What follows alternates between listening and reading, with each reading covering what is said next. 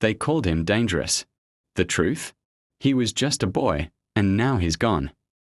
Welcome back to Wealth and Wounds, where we tell the stories the world wants to forget. Stories of injustice, resilience, and courage. If you believe in truth and justice, subscribe now and join our growing family. Today's story will leave you speechless. It's about a boy who never had a chance, and a system that wanted him silenced. Randall Adjessom's life ended on a rainy Tuesday night. He was just 16, with a shy smile and a love for sketching city skylines.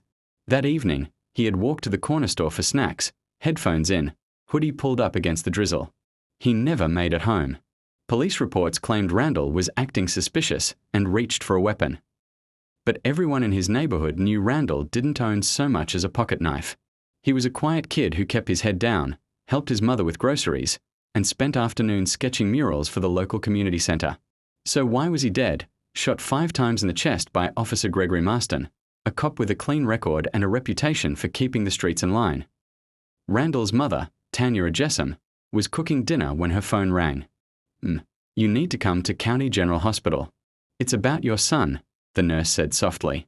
By the time Tanya arrived, it was too late. Randall's lifeless body lay on a cold gurney, his hoodie soaked in blood. She collapsed to the floor, screaming his name. Within hours, the police chief held a press conference. An officer-involved shooting occurred tonight involving a 16-year-old male who appeared to be armed.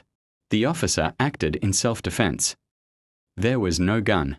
Officer Marston stood tall at the press conference, his expression blank, his voice steady.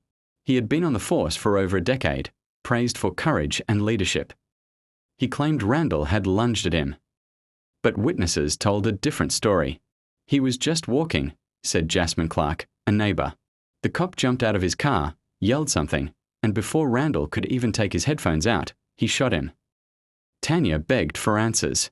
Instead, she got silence. Enter Aisha Carter, a young journalist known for exposing corruption. She saw the story on local news and knew something was off. This doesn't add up, Aisha told her cameraman. Why would a 16-year-old artist suddenly attack a cop? She visited Tanya the next day. Tanya was sitting in Randall's room, clutching his sketchbook like a lifeline. They killed my baby, Tanya whispered, tears streaking her face. And they're saying it's his fault. Aisha flipped through Randall's drawings. One caught her eye, a mural of a boy with angel wings standing in front of a courthouse, holding scales of justice. This is more than a story, Aisha said softly. This is a cover-up. If you're feeling the weight of this story already, hit that subscribe button. We bring you the truth that others try to bury. Let's keep Randall's story alive. Aisha began digging into Officer Marston's past. What she found was chilling. Multiple complaints of excessive force filed against him. A lawsuit from a black father beaten during a traffic stop. A record showing Marston was protected by a network of officers and a district attorney with political ambitions. Aisha tried to interview Marston, but his lawyer issued a statement instead. Officer Marston acted heroically in the face of a threat. Meanwhile, Tanya couldn't sleep. She replayed the moment the doctors told her Randall was gone. She imagined him calling for her, alone in the rain. She vowed she wouldn't let his name disappear. One night, Aisha received an anonymous message. Check this. It was a shaky cell phone video of the shooting. The video showed Randall walking calmly, hoodie up, headphones in. Marston's police cruiser screeched to a halt. He jumped out, gun already drawn. Randall raised his hands, startled. Then Marston fired. No weapon. No threat. Just a scared teenager in the wrong place at the wrong time. Aisha uploaded the video with the headline, 16-year-old Randall Adjessom shot in cold blood, the video they didn't want you to see. It exploded overnight. Hashtags trended. Protests erupted outside the police station. The department doubled down.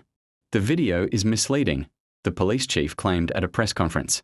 The officer feared for his life. Aisha started receiving threats. Anonymous emails warned her to stop reporting. One read, "You're next." Tanya's home was vandalized with red paint. Respect the blue. Fear gripped the family, but Tanya refused to back down. They killed my baby, she told reporters. Now they want to scare us into silence. I won't let them win. The DA reluctantly charged Marston with manslaughter, but everyone knew it was for optics. The trial felt like a performance. The defense painted Randall as a troubled youth who posed a threat. They showed a photo of him wearing his hoodie, implying danger. Tanya sat in the courtroom clutching Randall's sketchbook. She could barely breathe as they twisted his story. But Aisha had one last piece of evidence, a leaked audio recording of Marston bragging to a colleague. "They'll never fire me," Marston said in the recording. "This department's got my back." The jury gasped as the audio played. The trial lasted weeks. Tanya testified through tears. Aisha was grilled on the witness stand. Protesters filled the courthouse steps every day. Finally, the jury returned with a verdict, guilty of second-degree murder. Gasps filled the room. Tanya wept openly. Marston's face went pale as deputies placed him in cuffs. For the first time, he looked powerless. The community celebrated. A corrupt cop was behind bars. Tanya thought she could finally start grieving. But 1 week later, Aisha received another anonymous message. Marston was just a pawn. The real problem is bigger. Look deeper. Attached was a photo of a folder labeled Operation Iron Shield, a program that gave certain officers immunity from prosecution in exchange for keeping crime down. Aisha stared at her laptop, chills crawling up her spine. This wasn't over. That night, Tanya returned home to find her front door ajar. She cautiously stepped inside. Randall's room had been ransacked, his sketchbook torn apart. On his desk sat a single envelope. Inside was a photo of Randall taken the day before he died. On the back was a handwritten message. "We warned you. Stop digging, or you'll join him." Tanya dropped the photo, trembling. The fight for justice had only begun. Tanya sat in Randall's destroyed bedroom, clutching what was left of his sketchbook. Her hands trembled as she stared at the threatening note. It was clear now, this wasn't just about one bad cop. She called Aisha. "They broke into my house," Tanya whispered. "They know I'm speaking out." "I'm on my way," Aisha said, already grabbing her camera bag. That night, Aisha went through the files she'd received anonymously. Operation Iron Shield was a secret policing program launched quietly 5 years ago. Officers involved were promised immunity for using aggressive tactics in high-crime areas. Randall's neighborhood was marked in red ink, a high-threat zone. Aisha's heart sank as she pieced together the truth. Randall wasn't a threat. He was a target. The next day, Aisha met with a retired officer, David Keller, in a quiet diner on the outskirts of town. "I shouldn't even be here," Keller muttered, glancing around nervously. "They're covering up Randall's murder," Aisha said. "A kid is dead, and his family deserves the truth." Keller sighed deeply. Operation Iron Shield was never about safety. It was about numbers. Arrest numbers. Shooting numbers. Officers like Marston were told to make an example. Randall wasn't the first, and he won't be the last. Aisha recorded every word. Meanwhile, Tanya's grief turned to fury. She stood outside City Hall, holding a sign that read, "Justice for Randall." Protesters gathered around her, chanting his name. News cameras captured her trembling voice as she said, "They want me to stop fighting. They broke into my home. They tore up my son's things. But I will never be silent." Her courage sparked a movement. Overnight, hashtags like #JusticeForRandall and #EndIronShield trended nationwide. If Tanya's strength inspires you, pause right now, hit that subscribe button, and turn on notifications. Stories like this need to be heard, and we can't do it without your voice. 2 nights later, Aisha left the newsroom late. As she walked to her car, she noticed a black SUV parked nearby. Its headlights flicked on as she got in her car. She tried to shake the feeling but realized the SUV was following her. She drove in circles for 30 minutes before finally pulling into a police station parking lot. The SUV sped away. Aisha's hands trembled on the steering wheel. She was no longer just reporting a story. She was in the middle of it. One morning, a woman showed up at Tanya's house, wearing a hoodie and sunglasses. She refused to give her name but said she had something Tanya needed to hear. "I saw what happened that night," the woman whispered. "I was walking home from work. Randall didn't do anything. That cop, he was laughing." The woman handed Tanya a USB drive. "This is dashcam footage. They didn't think anyone would get it." Tanya immediately called Aisha.